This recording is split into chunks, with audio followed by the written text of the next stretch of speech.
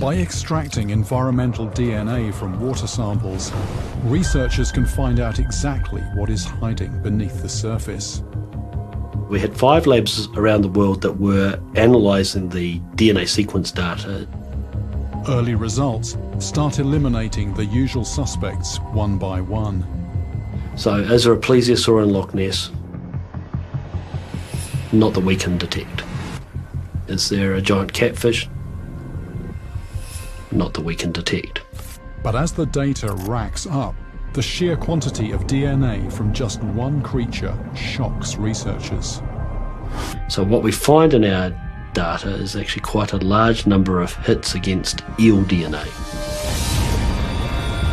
Could the Loch Ness monster be a giant eel? It's a surprising result that researchers did not expect.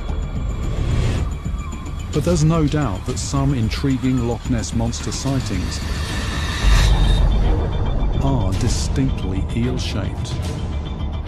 In 2008, lab technician Gordon Holmes detects an unexplained entity moving beneath the hull of his boat.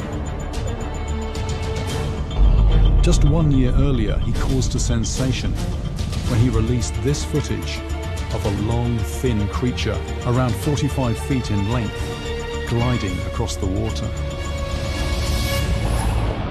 There are 800 species of eel found worldwide, and some can grow huge. But the European eel grows to little more than 4 feet long. So how could they possibly account for sightings of a monster?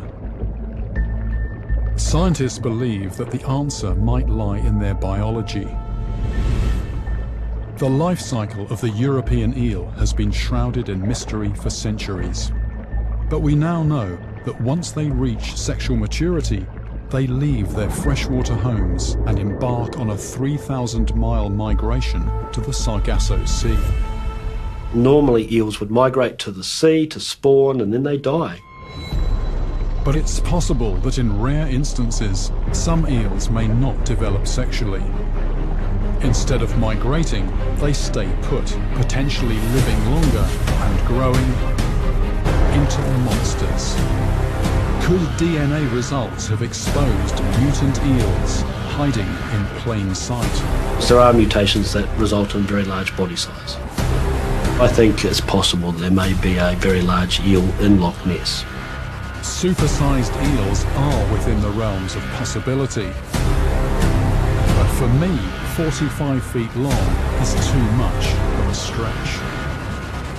So for now, at least, the search for the true identity of the Loch Ness monster